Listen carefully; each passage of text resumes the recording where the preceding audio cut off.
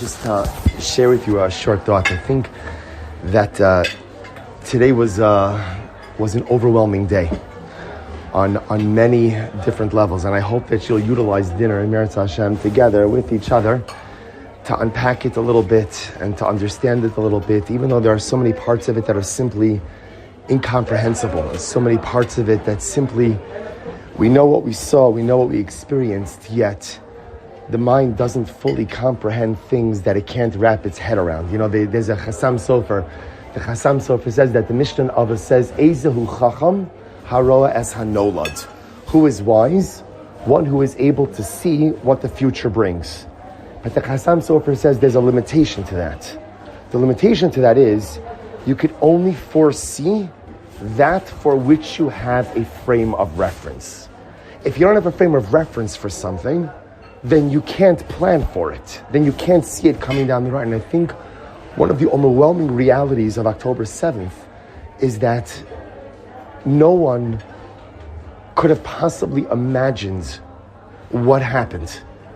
You know, we were in Kfar Aza. I was walking a little bit with Ziv, who was, again, just so you understand who he is, he's a colonel in Sayeret Tzanchanim.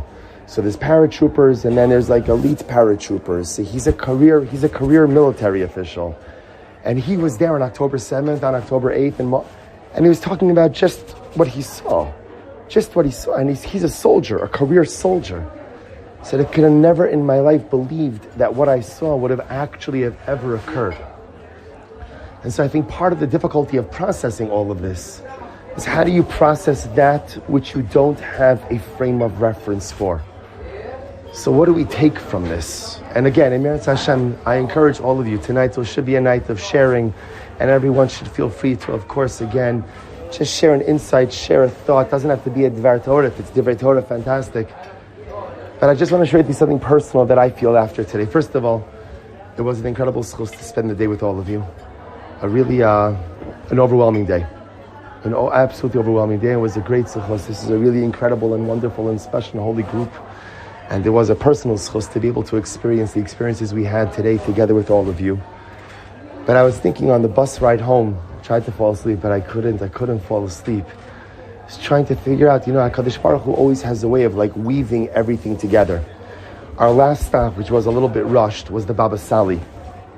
So the Baba Sali, as I mentioned very quickly, was Rav Yisrael Abu Chatzera, one of the great Sephardic, not just Rabbanim, but like Bali Mofsim, miracle workers. And you know what they say about the Baba Sali? Interestingly enough, the story of the Baba Sali is that he used to always pour a l'chaim of arak. Whenever you would come to an always offer you arak. And his bottle never ran out of arak. Now some people say that's because if you ever tasted arak, you'd never want to drink it again in your life. But on the men's Yarchei Kala, I will tell you, we developed a very wonderful taste for arak. So his bottle never ran out of arak. That's what they say. That's the story.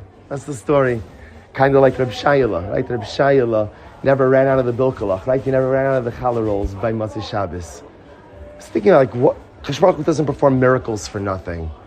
So what was happening? The Baba Sali never ran out of arak. And I think what the miracle teaches us is that when you live a life of perpetual giving to the klal, HaKadosh Baruch Hu always replenishes your reservoirs. A lot of times in life we think that the more we give, the less we have. If I share more with you, if I share more with community, if I share more with Am Yisrael, with Eretz Yisrael, whether it's financially, whether it's emotionally, the more I give to others, the less there is available to me. And I think the Baba Sali teaches us that it's not true. The opposite is true. The more you give, the more you get from HaKadosh Baruch Hu. And I think what we saw today, more than anything, was a story of givers.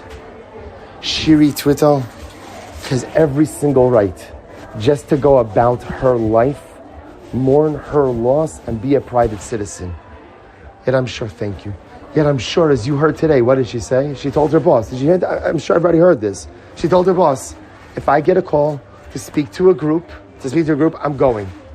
Now, I'm sure part of it is therapeutic and cathartic for her, but also part of it is because Klal Yisrael needs to hear the story. Avayal Mavarach.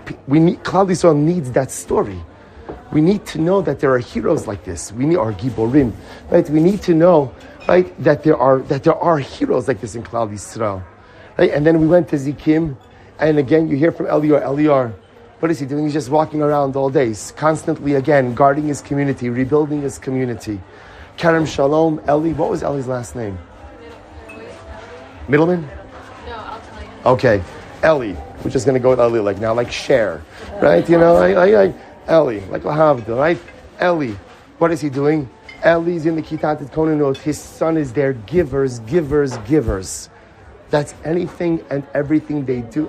I'm sorry? Eli Ben-Dor. Ben-Dor. Okay, incredible. And then again, we go to Kfar Aza.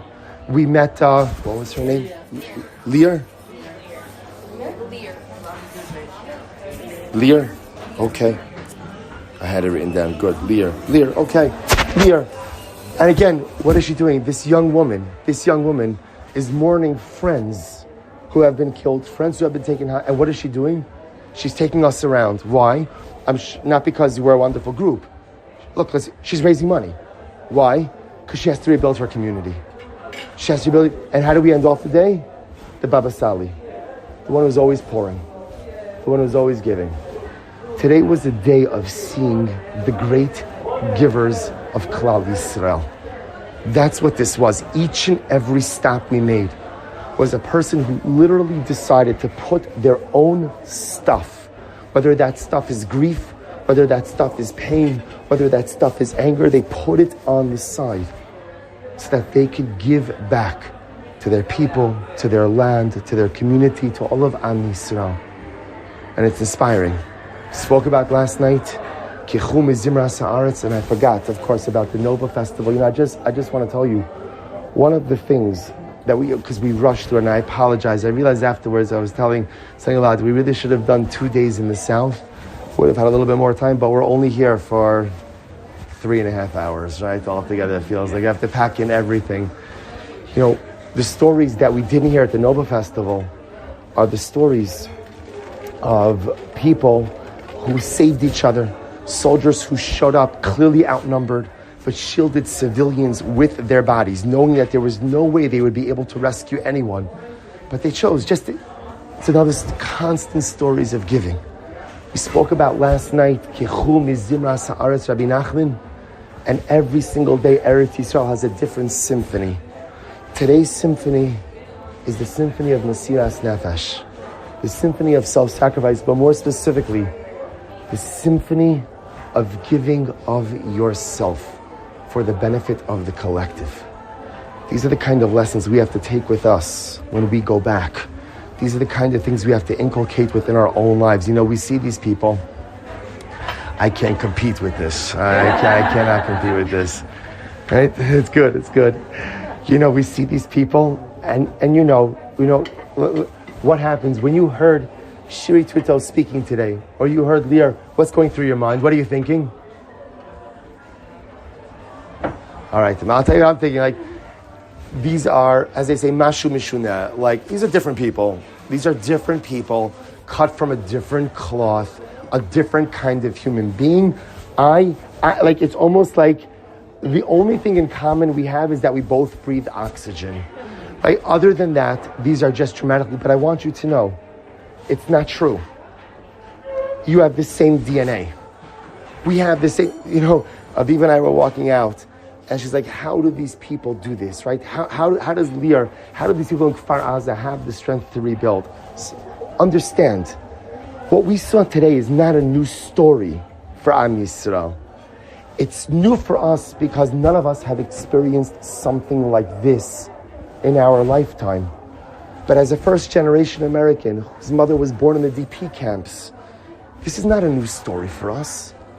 This has been 2,000 years of Kfar Azaz, 2,000 years of lost children, 2,000 years of Churban. So don't for a second think that any of the people we met today are different than you.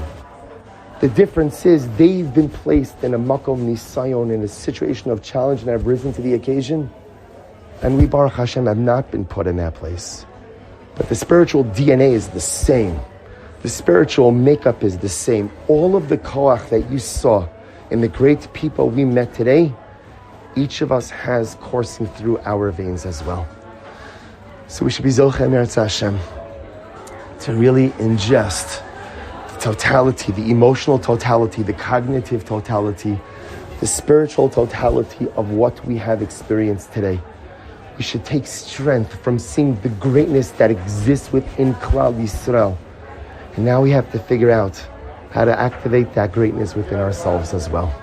So it was a great schos to spend today with all you. I'm going to leave you in the capable hands of the Rebbetzin and Meretz Hashem. And I would encourage you, again, we have a few speakers tonight, but again, use tonight as an opportunity, especially, they'll bring a little bit of wine, feel a little bit more comfortable, see us a little bit of wine.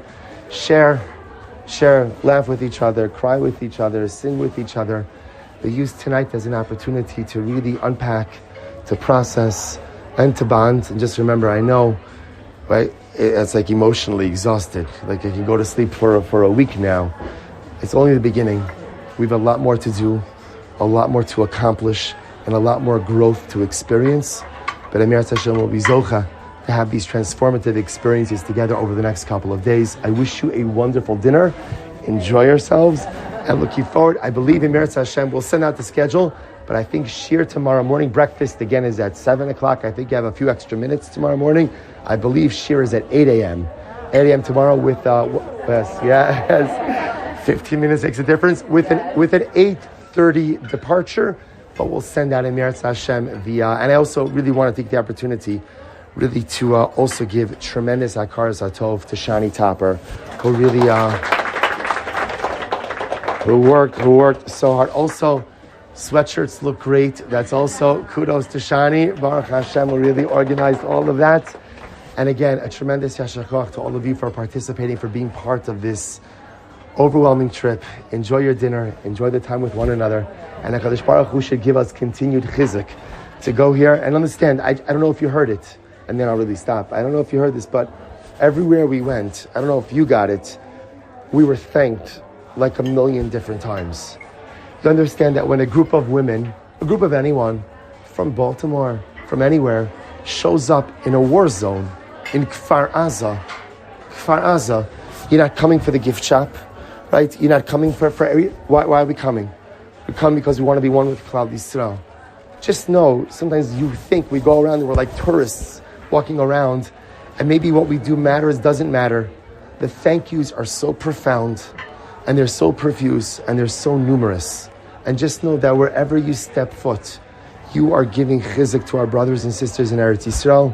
And HaKadosh Baruch Hu should see the chesed you are doing for Am Yisrael and Eretz Yisrael, and Meretz Hashem should repay it to your families, kiflei kiflayim.